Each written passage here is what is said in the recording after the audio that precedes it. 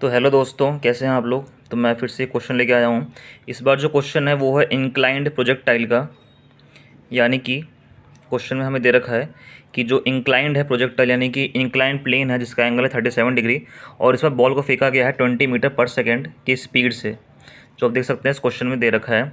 और angle of जो inclination है 37 डिग्री है, जो बहुत ही फेमस एंगल है 37, 53 ऐसे एंगल यूज़ होते रहते हैं। तो रेंज कितना हो, कितना बॉल दूरी तय करेगा। यानी कि अभी तक जो हम देख रहे थे वो था ग्राउंड टू ग्राउंड प्रोजेक्टाइल, लेकिन अब जो हम लोग देखने वाले हैं वो ग्राउंड टू ग्राउंड नहीं है भाई लोग।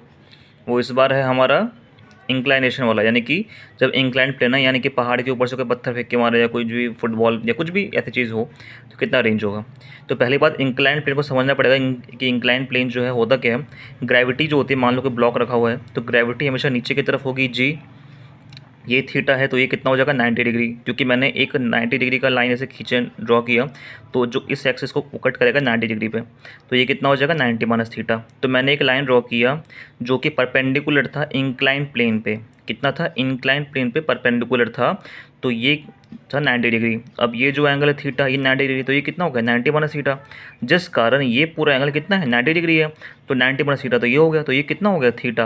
अब हमें पता है वेक्टर को रिजॉल्व करना कि जी मान लो कोई वेक्टर है, तो थीटा से जो इंक्लाइंड होता है उसे क्या कहते हैं, जी कॉस थीटा, और दूसरा क्या बचा, जी साइन थीटा। यानी कि अभी तक जो हम लोग देख रहे थे ग्रेविटी जो कि फिक्स थी, जो कि 10 मीटर पर सेकंड स्क्वायर था ए वाई, यानी कि expression due to gravity in y direction था, उसके भी दो कंपोनेंट्स हो गए भाई लोग, जी कॉस थीटा और जी साइन थीटा। यानी कि जी के भी दो कंपोनेंट्स हो गए हैं, जी कॉस थीटा जो कि परपेंडिकुलर है इंक्लाइंड प्लेन के, और जी साइन थीटा जो कि इंक्लाइंड प्लेन के अलोंग है। और इंक्लाइंड प्लेन के क्वेश्चन करते हुए हमें एक चीज़ ध्यान रखना है कि इस इंक्लाइंड प्लेन को ही एक्स एक्सिस मान लेना है। यानी कि ये जो एक्सिस है ना, ये कुछ और नहीं, यही मेरा एक्स एक्सिस है, और इसके परपेंडिकुलर जो एक्सिस है वो है क्या है, मेरा वाई एक्सिस है। यानी कि जब मैं बॉल को ऊपर से फेंक के मारूँ या नीचे से फेंक के मारूँ, तो इंक्लाइन प्लेन को ही मान लो एक्स एक्सिस, और से परपेंडिकुलर जो एक्सिस है वो है मेरा वाई एक्सिस। तो ये हो गई मेरी फर्स्ट शीट। और दूसरे में हमने देखा कि जब बॉल को ऊपर से फेंक के मारा तो नीचे आएगा, और ये रहा जी, जो अभी देखा हमने जी कॉस थीटा जी साइन थीटा, यानी कि ग्रेविटी के भी दो कंपोनेंट्स कर डाले। अब जो देखा कि यू है तो यू एक्स हो जाएगा, एक यू वाई हो जाएगा। अब मैंने क्या किया, इसको ऐसे पकड़ा और इसको मैंने रोटेट कर दिया एंटी क्लॉकवाइज, यानी कि ये जो एक्स एक्सिस है ये अब हॉरिजॉन्टल हो गया। यानी कि ये दोनों जो हैं सेम ही है, मैंने ऐसे पकड़ा इसको और इसको मैंने एंटी क्लॉकवाइज शिफ्ट कर दिया। इसको पकड़ा ऊपर को जो आपको दिख रहा है ये चीज़, इसको मैंने एंटी क्लॉकवाइज क्या कर दिया, शिफ्ट कर दिया। यानी कि ये जो एक्स एक्सिस आपको ऐसे दिख रहा है ये अब ये बन चुका है, और ये रहा हमारा वाई एक्सिस जो कि मेरा ये रहा। इसका मतलब है कि अब ये ग्राउंड टू ग्राउंड प्रोजेक्टाइल जैसा हो चुका है, हम जिसमें हम जो भी एनालिसिस करना चाहें वो कर सकते हैं। लेकिन इस चीज़ का ध्यान रखना है कि ये एक्सिस वो एक्स एक्सिस नहीं है जो उसमें था, पहले वाला था। ये एक्स एक्सिस भाई मेरा इंक्लाइन प्लेन के टुवर्ड्स वाला है। ये जो टुवर्ड्स इंक्लाइन प्लेन है ना एक्स एक्सिस, ये वही है। और ये वाई एक्सिस एक्स के 90 डिग्री होता है तो ऊपर बना दिया। यानी कि मैंने इसको पकड़ा और इसको 90 डिग्री मैंने इसको एंटी क्लॉकवाइज रोटेट कर दिया, तो ये ऐसा दिख रहा है। वही है कि बॉल को हमने फेंक के मारा ऊपर से तो नीचे आएगा ही आएगा। अब ये ग्राउंड टू ग्राउंड प्रोजेक्टाइल की तरह मान लो, यू को फेंका एट एन एंगल अल्फा, अभी मान लो वो तो पता है 90 डिग्री लेके, मान लो ना पता हो तो यू को फेंक के मारा एट एन एंगल फिर अल्फा, तो यू एक्स हो गया, यू वाई फिर रिजॉल्व कर लिया। अब देखो जी साइन थीटा जो एक्सलेशन है एक्स एक्सिस का, वो यू एक्स को सपोर्ट कर रहा है, यानी कि यू एक्स सेम डायरेक्शन में, यानी कि ए एक्स जो गया जी साइन थीटा वो उसको सपोर्ट कर रहा है। ऐसा समझ लो कि बॉल को जब मैंने फेंक के मारा ना, तभी तूफान आ गया और बॉल को आगे लेके भगा लिया। यानी कि जब मैंने यू एक्स वेलोसिटी के फेंक के मारा और तभी तूफान आ गया एक्स एक्सिस में, तो बॉल जितना दूर जा सकता है उससे और दूर जाएगा, क्योंकि एक्स एक्सिस में एक्सेलरेशन अब उसको सपोर्ट कर रहा है जो कि पहले नहीं था। और ए वाई कितना है, जी कॉस थीटा, वो वाई एक्सिस के जस्ट अपोजिट है। देखो यू वाई ऊपर है लेकिन जी कॉस थीटा क्या है, नेगेटिव में है, तो मैंने माइनस साइन लगा दिया ताकि हमें ये पता रहे कि वाई एक्सिस का जो एक्सेलरेशन है वो अब जी नहीं रहा, माइनस जी कॉस थीटा हो चुका है। तो यू एक्स निकाले, यू कॉस अल्फा 0 हो गया, यू वाई निकालिए 90 डिग्री था, 90 से फेंक के मारे ना भाई, तो यू एक्स तो वैसे ही 0 हो गया कॉस 90, लेकिन यू वाई तो यू के बराबर हो गया, यू की यू कितना, यू वाई कितना होता है, यू साइन 90, साइन 91 हो गया, तो यू वाई ही हमारा यू है। अब ए एक्स कितना होगा, ये रहा जी साइन थीटा, साइन 37 जो भी पूछना था वो पुट कर दिया, एक्सलेशन निकाल दिया। एक्सलेशन एक्स डायरेक्शन में क्यों प्लस है, क्योंकि वो यू एक्स के डायरेक्शन में सपोर्ट कर रहा है उसको। और ए वाई क्यों निगेटिव है, क्योंकि यू वाई एक्सिस ऊपर है और ए वाई क्या है, ये रहा जी कॉस थीटा जो कि वाई एक्सिस के जस्ट अपोजिट है, इसलिए माइनस लगा दिया। तो प्लस कहाँ प्लस होगा कहाँ माइनस होगा आपको पता होना चाहिए। एक्सलेशन मैंने लिख दिया निकाल के 6 आई कैप माइनस 8 जे कैप, ए एक्स आई कैप और ए वाई जे कैप वेक्टर फिर रिजोल्यूशन।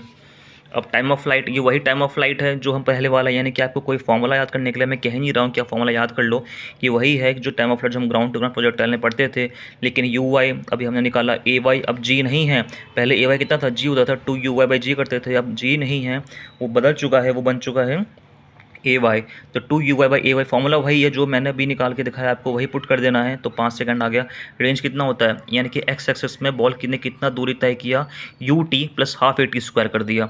लेकिन इस बार एक्स एक्सेस का एक्सेलरेशन 0 नहीं है यहाँ पे भाई, अभी जो वैल्यू निकाल के दिखाया ना वो पुट करना, यानी कि 6, यानी कि ux और ax सेम डायरेक्शन में है इसलिए बीच में प्लस होगा, वरना ax नेगेटिव हो जाता तो यहाँ माइनस हो जाता। ut plus half at square होगा, जो मैंने इसे पुट किया तो ux कितना था 0, क्योंकि 90 से फेंक के मारा ना भाई, तो ये तो 0 हो गया। हाफ at स्क्वायर तो सॉल्व कर ले तो रेंज आएगा 75 मीटर।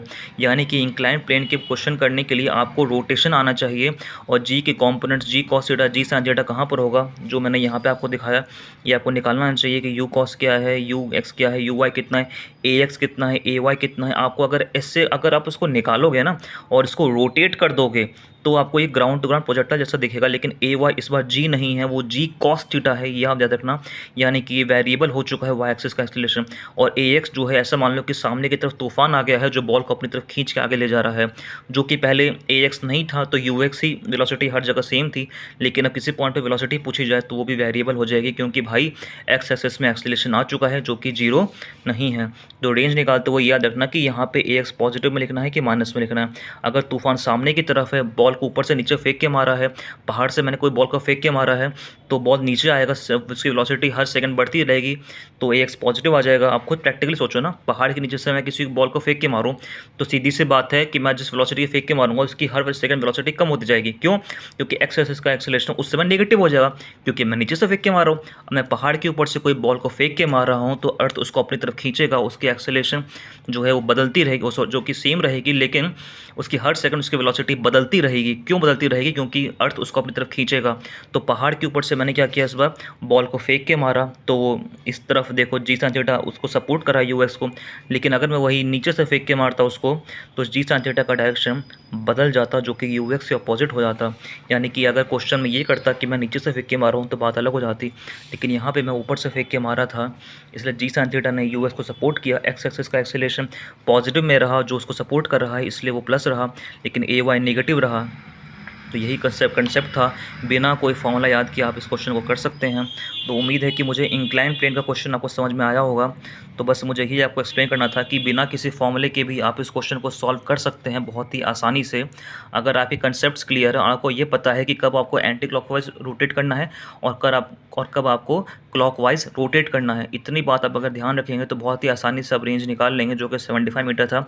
अब मैक्सिमम हाइट पूछेगा तो वो भी निकाल लोगे, भाई क्या है ये, u/2ay निकाल लोगे आराम से। जो फॉर्मूला पहले पढ़ते थे वो अब भी है, लेकिन ए वाई जो है वो जी नहीं है भाई, वो याद रखना कि 8 है। बस इतनी सी बात है, आप आराम से सॉल्व कर लो जाओगे कोई भी क्वेश्चन आएगा इंक्लाइन प्लेन ऑफ प्रोजेक्टाइल का। चलो भाई अगले वीडियो में मिलते हैं, तब तक के लिए बाय बाय।